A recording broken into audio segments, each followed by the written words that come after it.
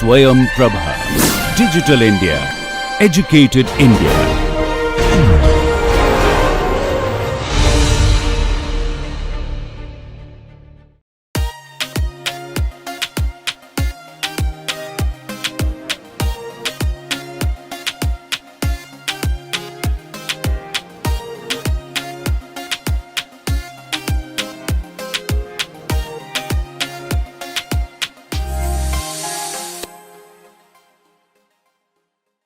Back to real-time digital signal processing course.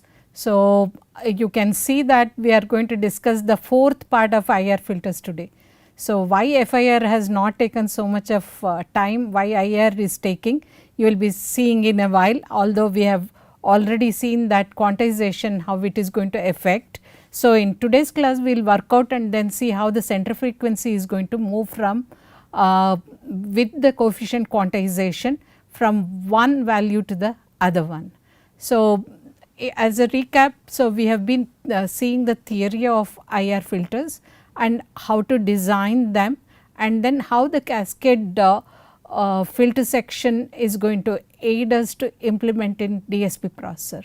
Just to comment on it, so we know that cascade section is nothing but it is a multiplication.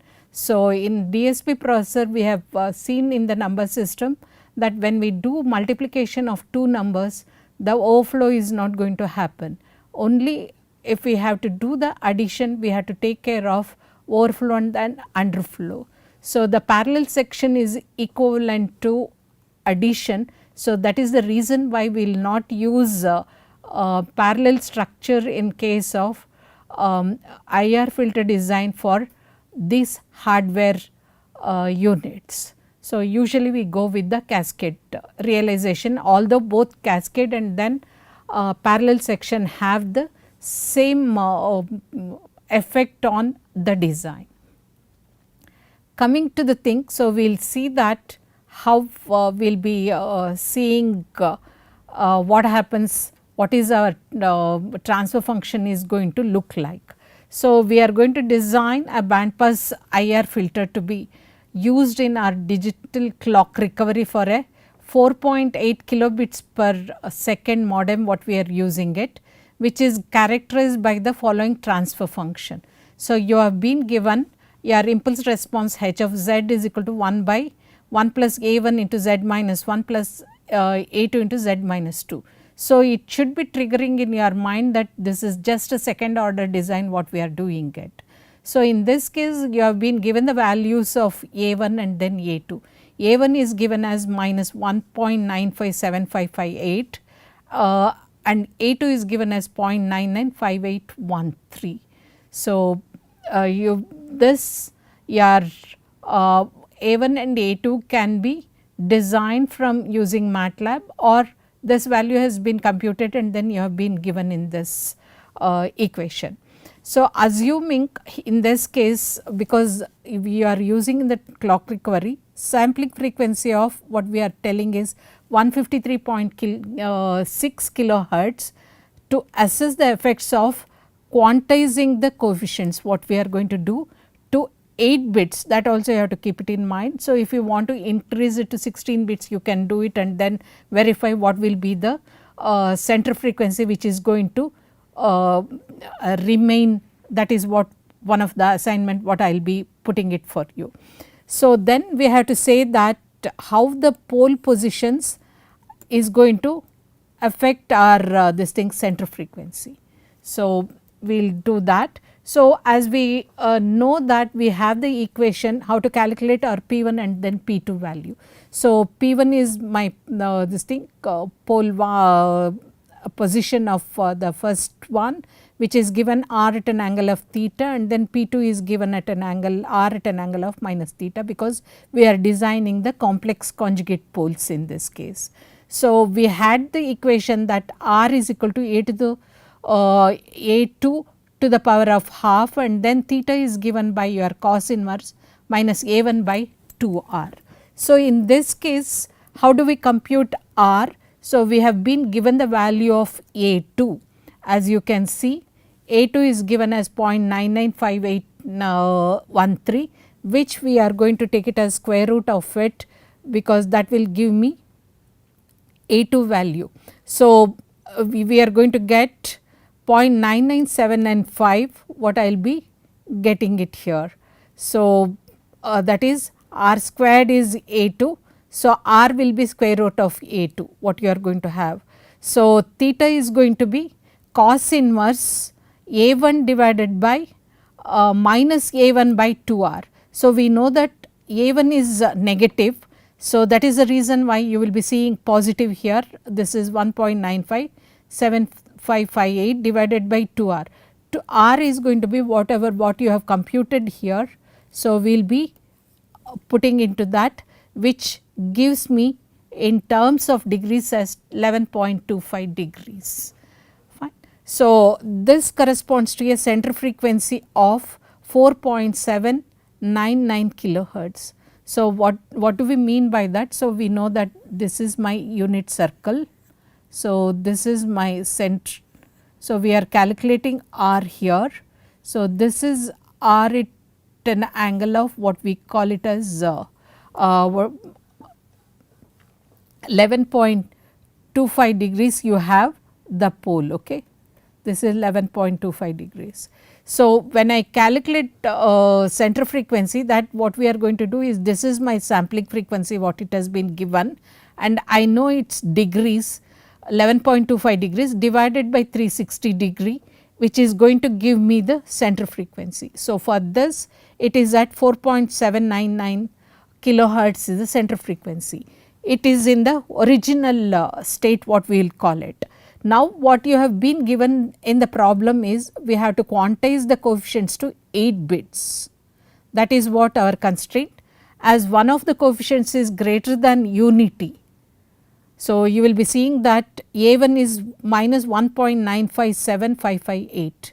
So, we need at least one bit to represent my coefficient in the integer format. So, what will be the representation here? So, we can in the normal case, we say that it is Q15 format is 1.15 format for 16 bits number. Here you have been given 8 bits basically. So, normally if we allocate all the 7 bits, one is the sign bit and rest of the 7 bits, then I will be talking about 1.75 or 1.7 format. But since my integer value is greater than 1, so I need 1 bit for my integer. So, what happens to this? We will be representing it as 2.6 format. This is the format what I need to represent this value. Then what happens? I have 6 bits for my fractional representation, which I have to convert it. So, my coefficient from A1, it is going to be A1 dash, what I will be putting it, minus 1.957555 into 2 power 6, which is equivalent to, I will be rounding off or truncating one of the thing what you can do it. So, which comes out as minus 1.2 minus 125. So, if you represent in binary, this is the value what you will be representing it. So, coming to A2 dash, so which is given as minus 0.995913. So, into 2 power 6, which comes out as 63. So, it may come out as 63.5 or 63.6, exact value you can check the thing. So, why we are representing this also in 63, I will hold on for a while, we will come to that. This is your binary representation basically, fine. So, now we will go back and then recalculate what are the values we have got it. Okay. So, my maximum value, what is it? 125 for A1, what I have represented in with 8 bits. Then we said that it is 2 power 6 is nothing but 64. So, I can redivide the value and calculate what I am going to get it. So, it becomes 1.953125. So, what was the original this thing? 957558. So, you will be seeing that there is a quantization which has already happened. Even A2 you can see that we are doing 63 by 64, which comes down to 0.984375. So, what was the original one was 0.995913. So, now with this modified, calculate your center frequency, apply the same equations as the previous one. We call that as r dash and theta dash what we will be calculating. So, you are seeing that from 11.54 degrees it has come down to 10.17. If you want to round it off to 2 digits, it is going to be that degree. So, now calculate is your f naught, that is the center frequency. So, this is what you will be getting it, 10.17 divided by 360 into 153.6 into 10 power 3, because it is in kilohertz. So, you can see that this is going to be 4.3399 kilohertz. So, what was our original thing? It was 4.799 kilohertz. So, you will be seeing that your center frequency has moved. What we call it as center frequency in this case is where I am dropping down. This is, we usually call it as my cutoff frequency FC. Okay. So, you will be seeing that your thing from 4.799 it has got moved to 4.3399. So, you will be seeing that your thing has moved to left. So, you are allowing more whatever we call it as in the stop band region. So, that if there are going to be some aliasing, so it may creep into the thing. So, this is the effect of moving quantization basically. So, now I said I can take r is equal to 1. Okay. What happens in that case? So, we recalculate this. So, we have calculated and only we are giving the final thing. So, you will be seeing that what happens to your theta dash, it becomes 12.43 degrees and f naught becomes 5.303 kilohertz actually in this case. Fine. So, what happens? This is FC, this is I call it as FC dash, and this I can call it as FC double dash. So, this will be coming to 5.303 kilohertz here if it is represented in kilohertz. Fine. So, my FC double dash.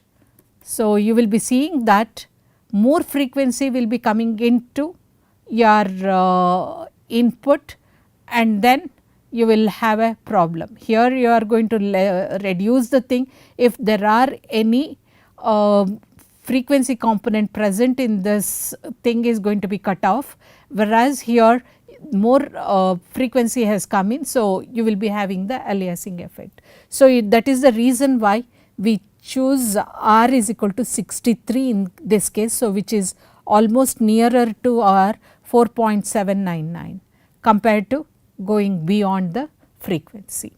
So, this shows that how your number of bits is going to affect. So, now you can calculate n is equal to 16. So, what is the frequency, how much difference you can get it, you can calculate and then give the result. Okay. Continuing with the thing, how the next one is what is the word length requirement for stability and desired frequency response, what we have to say. So, our stability discussions will be restricted to second order filter sections, because each individually if they are stable, then we say the complete IIR filter is stable, since these are the basic building blocks of any filter.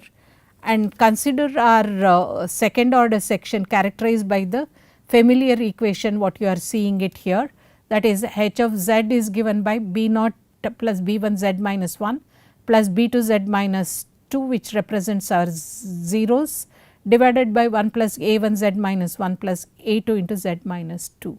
So, a1 and a2 are our pole position. So, in the equation what you will be getting is y of n is k is equal to 0 to 2. So, bk into x of n minus k, this is our 0 representation minus our pole position, that is feed, this is the feed forward section and this is the feed backward section.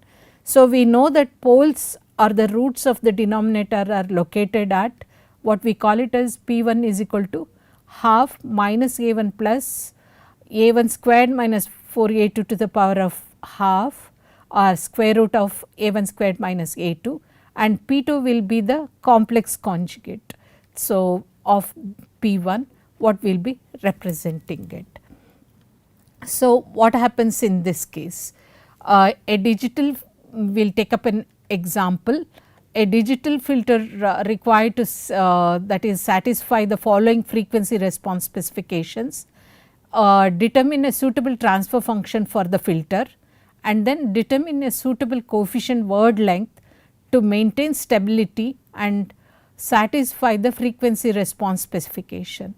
So, you will be taking obtain and plot the frequency response of the unquantized filter and those of quantized filters corresponding to this part, basically how you will be number of bits what you will be considering. So, what is the specification what we have?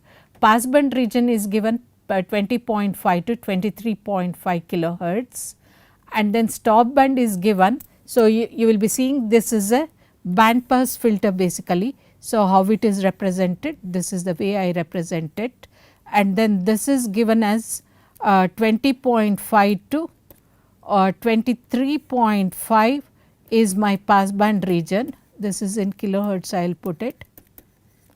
So, then what are the stop band? So, we will call it as this as FC1 is equal to 19 kilohertz. Sorry, it is becoming little small, and then here FC2 is going to be equal to 25 to, because it is sampled at 100 kilohertz as you can see, till pi by 2 it is going to be your stop band region in this case 25 to 50 kilohertz. And then ripple what you want is less than or equal to 0.25 dB, and then stop band attenuation what I want is greater than 45 dB. So, as you know that it is better to design this filter using MATLAB and then get the values of your coefficients basically. So, when you do that, this is from the book I have taken the example. So, you can refer to the book and then see CD of the book is going to give you these examples. This is basically from IIR what I have taken the thing real digital signal processing book.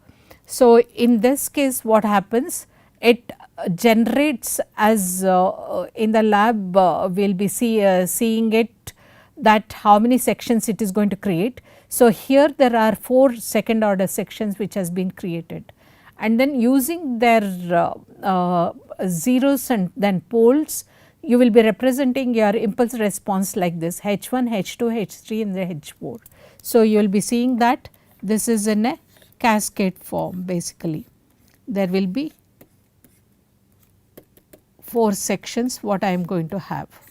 This is my H1 of Z, H2 of Z, and then this is H4 of Z. So, these are the values what you will get it. Okay. So, you have to take each second order section and then see whether there is going to be overflow or underflow or what is the number of bits what you needed, so that you are going to have the stable filter. As you can see in this case, so you will be varying your number of bits, that is 2 to 2,3 like that you can keep on changing, and then you can go up to 29 bits. So, that is what the theory gives basically. So, we will work out for H1 of Z. So, what is the number of B bits we will assume, because even in the previous example we had taken 8 bits, we will see whether it is going to give us a stable filter. So, you will be seeing that A1 will be, because all the coefficients are less than 1. Now, what I can represent this as a 1.7 format. That is why you will be seeing multiplication by 2 power 7 is happening, and then we are doing the rounding, that is the reason why we are adding 0.5 to that. So, the value is going to be minus 22.8104.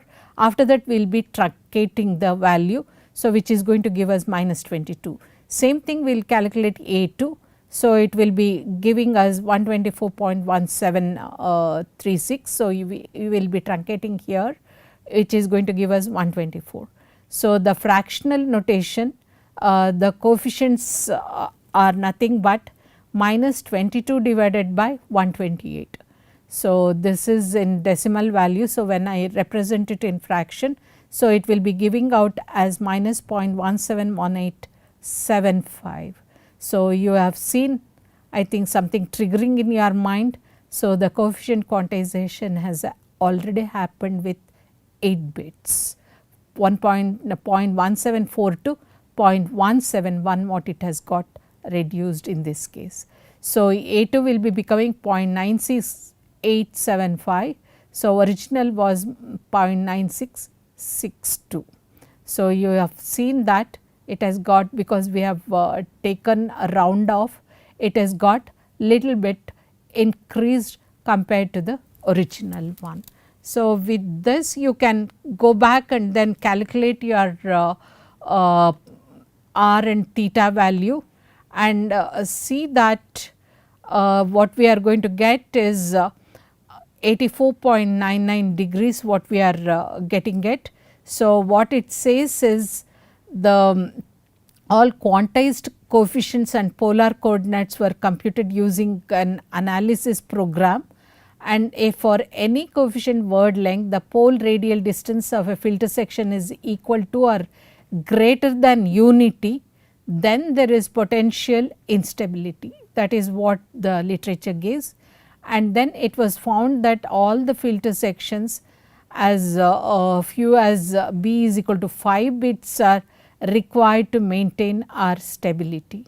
So, in general, if the pole of an unquantized second order section is at radius less than r is equal to r is less than 0.9, so what it says is instability is unlikely.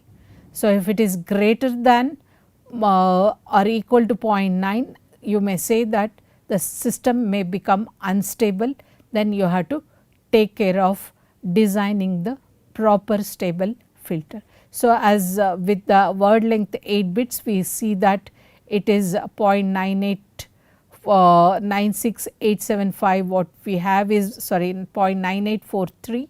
So, is more used in this case.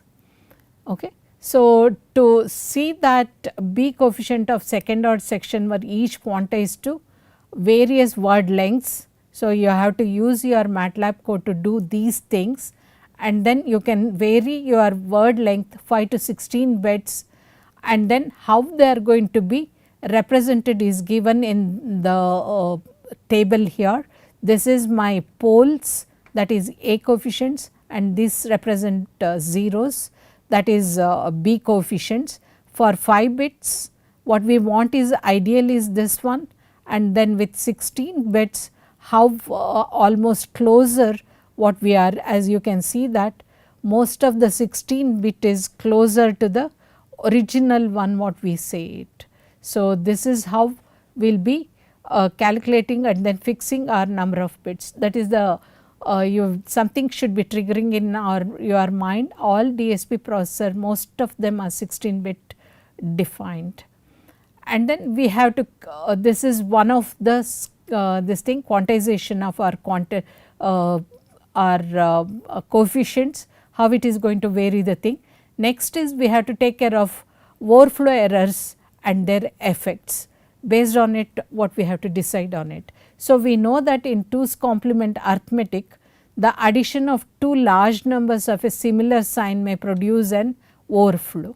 If it is beyond our representation, we are going to have a overflow. So, that it exceeds the permissible word length, and then a very large negative number, if you are adding them negative numbers, you may have a underflow in that.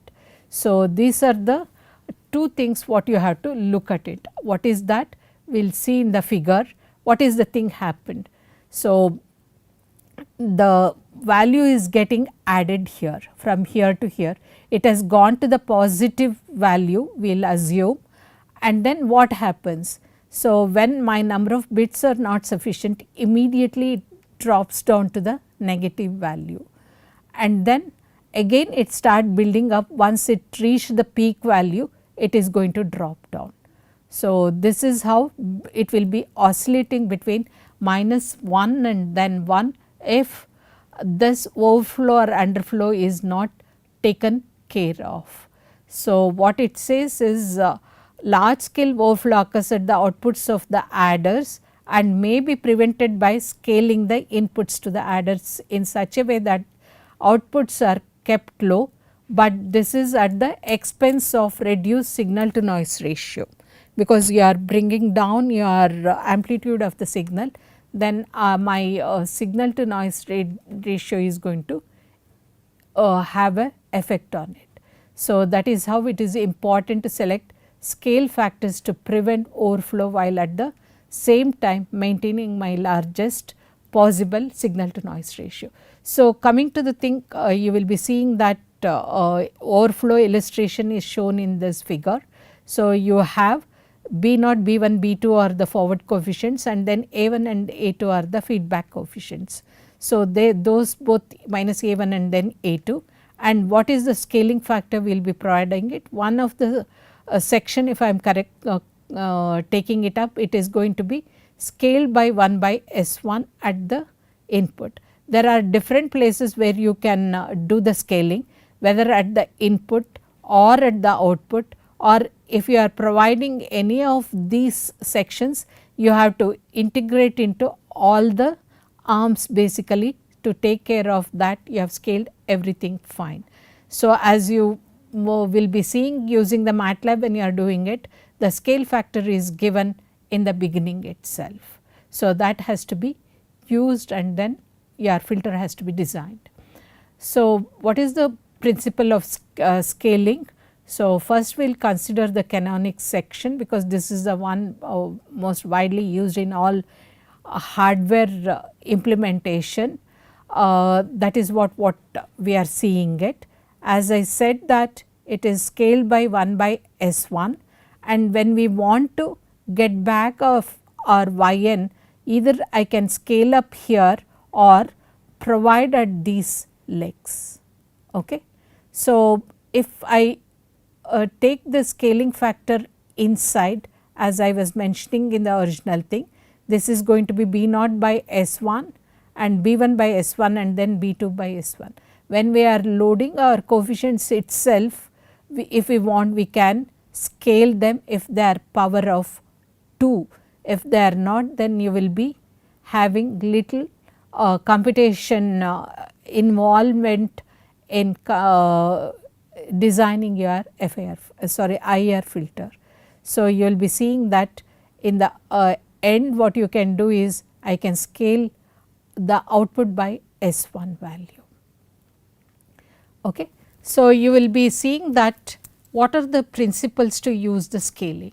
So, most of you would have heard of what we have norms basically. It can be L1 norm, L2 norm or L infinity are the 3 norms what we have in literature. So, what is that? First we will see the L1 norm, we call it as scaling by as S1. So, here it says k is equal to 0 to infinity. So, I am going to take the frequency response of my input and take the magnitude of it and then calculate the summation of all of them. So, as it says f of k is the impulse response from input to the output of the first adder, that is W of n in our figure here. This is what I will be taking the impulse response of that. And then in the second method, often we usually call it as L2 norm, the scale factor is calculated this way. So, if you want, you can call it as S2 here, or we can have it as S1 is the scaling factor, what notation what we are using it. So, in this case you will take the impulse response, but you will be taking the square root of the value what you have some value what you have calculated. So, that is what it says. Scale factor may be obtained using contour integration via the relationship. The last one, L infinity norm, what you are going to do is k is equal to 0 to infinity, what I have to calculate f of k impulse response. So, which is given as 1 pi 2 pi j this is the L2 norm what we are doing with the contour integration, as you can see it, integral of f of z into f z minus 1, this is a complex conjugate what I have taken the thing, dz by z, where your f of z is the z transform of your f of k impulse response, and this is represents our contour integral on around the unit circle, magnitude of z is equal to 1 basically. So, evaluating this is much easier. So, if you want, you can go to the book and then refer to the steps involved in deriving this equation, final equation in terms of your poles, basically what it is calculated. So, you will be calculating the contour integral of your poles in conjugate form dz by z. So, if you do the simplification of it, what the simplest one you will be getting, it is 1 minus a2 squared minus a1 squared into 1 minus a2 divided by 1 plus a2. So, this is how one can manually calculate our L2 norm using this. So, in method 3 we calculate peak amplitude of the frequency response between the input and then W of n, that is we will be taking the Fourier transform and then the peak amplitude whatever it has it. So, we will be giving that as our scaling factor. So, these are the underlying methods what we have it. So, you can read the theory. Compact way of expressing the scale factor, what we call it as S1 is our L1 norm what we have it with P. So, you will be seeing that this is represented as norm, and the method what we are going to have it is L1 norm, L2 norm are in L infinity norm, and then how the scaling factors are going to get themselves aligned or compare what we will be seeing it. So, L2 norm is the minimum, and then next comes the L infinity, and then L1 is the maximum what you would have scaled. So, the value of L2 is less than your L infinity, which is less than L1. So, we will take up an example and then see how we are going to calculate this. So, in the book it says that the figure whatever in 13.19 is being used, and then we have this is our second order section for the example. Then what is the thing is going to happen. So, either using flow diagram, what you can flow analysis you can use the thing, or you can use the book if you are using the thing, CD which is the companion which is going to have it. So, you will be getting these codes for this program and then you can run it. So, you can evaluate all the equations in your book and then get the scale factors for 3 methods which it is computed, and then you will be seeing it. So, for the L1 norm it is 3.7112, and for L2 norm it is 1.7352, and then L infinity 3.5863 what you will be getting it. So, one of the thing what we can compute, we know that we have the equation to calculate our L2 norm.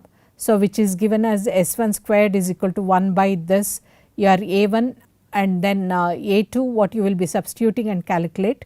So, when you calculate it, S1 is coming as 1.7350. So, which is closer to whatever the software has calculated the thing. So, this is how you can do that. So, the thing is given as your B0, B1, B2, and then this is the diagram what you have it for the example there, and then see go and then look at them. So, if you are realizing the scaling factor for cascade realization, so you will be seeing that each one has to be calculated, and then how you will be rescaling back in the in between what you can see it. One of the norms what you can use that. Fine. So, this is how you will be selecting it. So, one of the ways either you can have the division done when you are storing your after multiplication before summation you can scale them and then do the addition, that way you will be avoiding your overflow instead of adding them, and if there is a overflow and then dividing it later. So, you can provide the scaling factor at this itself. So, this shows for the 6th order IIR filter how you will be doing the scaling part of it, and then the final one you will be multiplying only by S3 whatever scaling you have done. So, you will be accounting for S3 and then you will be sending the output y of n. So, this is what the S2 and S3 for the figures you can compute. So, these are the cascade section H1, H2, H3. Using MATLAB you can calculate them and then you can get the thing. So, if you use your FWS program, so the solution you will be seeing that L1, L2, L infinity for the 3 sections what it is calculated.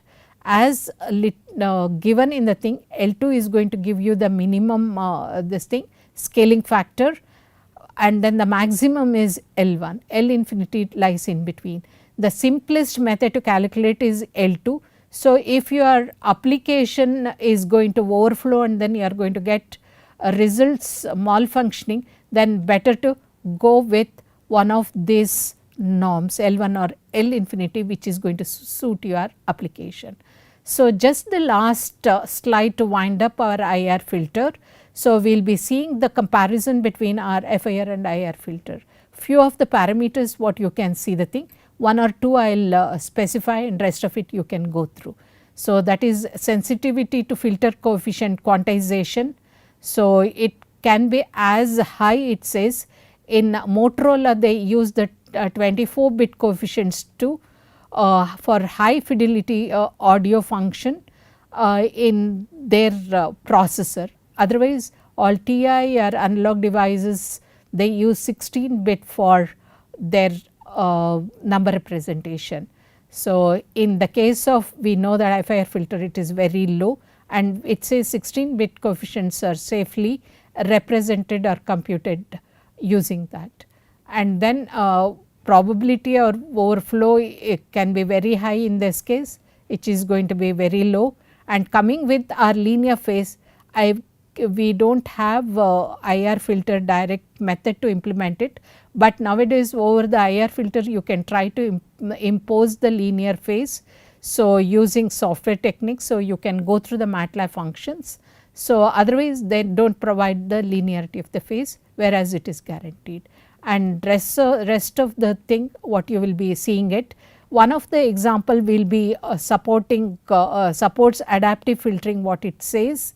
So, both of them support adaptive filter. So, we will be considering it in the next after a few classes later. So, coming to the end of it, which finishes our filter design. So, we will be taking our DFT and then FFT in the next class. So, thank you for listening to this lecture, and then happy learning through this media. Thank you.